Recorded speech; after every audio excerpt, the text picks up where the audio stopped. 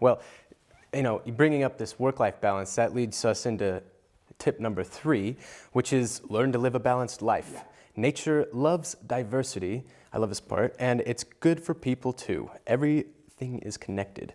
Now, and also learning about Parkinson's law. This was something that I've just recently gotten accustomed to, but the job expands to fill the available time. Right. So if you have a job to do and you give yourself 2 weeks, then it will take 2 weeks. But if you give yourself an expedited amount of time, you can actually work a lot more productively. Yeah. So question to you is, what is your rule of thumb when it comes to work-life balance? There really isn't one. And again, I think you're going to know it. This is one of those things that if you are honest with yourself when you're young and when you're getting into your first careers, you're honest with yourself and you're willing to sort of reflect a little bit on a periodic basis. How are things going? What's going on? I think you're going to know it when you see it. Yeah. And not. And I'll give you a little anecdote which I think paid it off for me. Early on in my career, I was unaware of Parkinson's law, at least as a formal concept. And I was in the sense of it, the job expanding to fill available time. What that law also means is that if you feed the beast, if you will, if you feed the job more hours, yeah, the beast will suck up those hours.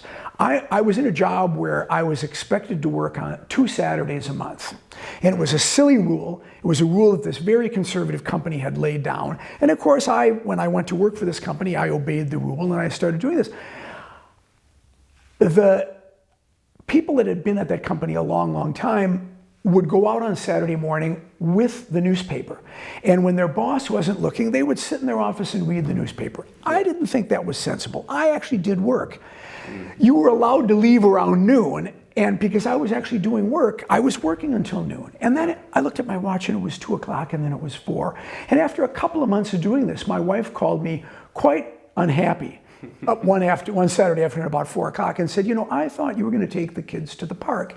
And at that moment, it dawned on me. I didn't know it was Parkinson's law, but the idea was there. If you feed the beast more hours, it will suck them up. So we have to sort of put some kind of limits around how much time we spend at work. Now, yeah. I get it. I get it. When you start in a career, young people start in their first job, they want to impress their boss. They want their boss to think they're a good worker. Yeah. But the mistake is made when we equate good worker with number of hours. Yeah. It's about what we get done. And when people are honest with themselves, and I say, you stayed until 8 o'clock last night, did you really get anything done between 6 and 8? If they're honest, they'll say no. This is something that I've witnessed with my roommates back in San Francisco, working at a tech company.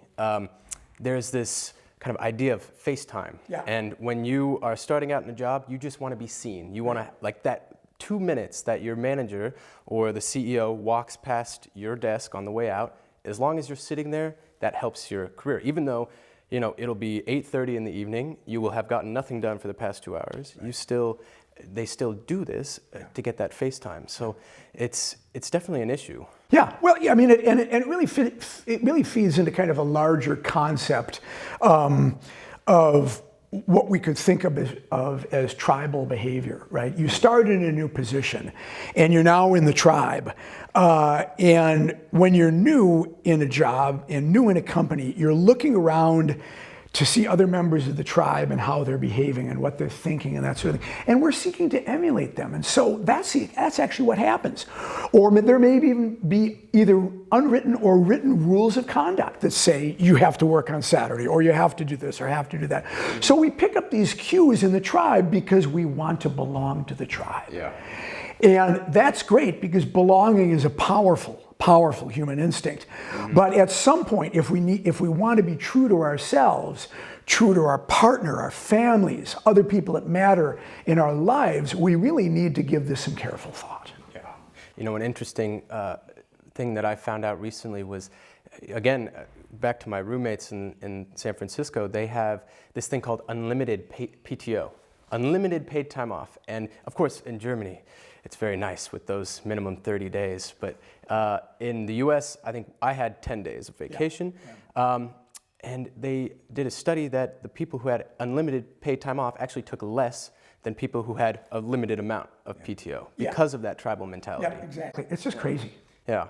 Well, I mean, how do you maintain, like back when you were working with American Airlines, how did you maintain that work-life balance? Well, I mean, it was hard because for a couple of reasons.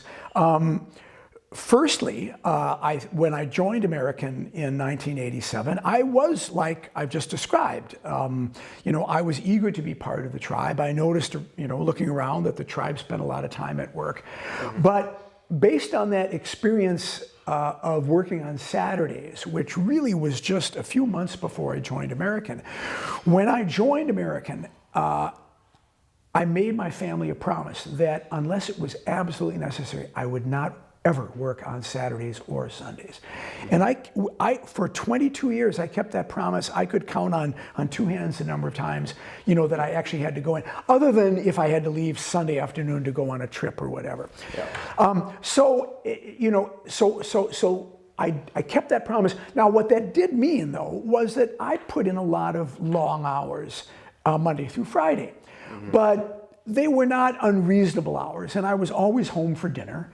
And those are the kinds of things that,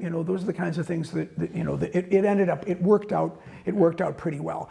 But I also understood that, for example, one of the reasons not to stay until 8 o'clock at night in a job was if I got home at night and it was in the spring or summer or early fall when the days were longer, after dinner and cleaning up the kitchen, I could go out on my bike and I could do these kinds of things that pay off my earlier piece of advice about diversity. Our day, we choose how we spend our day. Yeah, got it. So it's important to keep those strict, I will be home for dinner, I will not work weekends, at least a good framework. And of course, it's flexible. It's great. And kind of fast forwarding to see as time goes on how culture changes. The new chairman and CEO of American Airlines gave an interview a couple of years ago I believe it was to the alumni magazine at Stanford. And he talked about how important it was for him as the chairman always to be home with his family for dinner.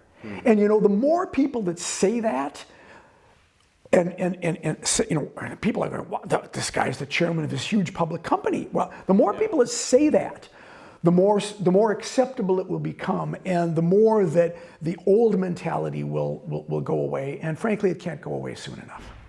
Wow. Now I think that's also very important.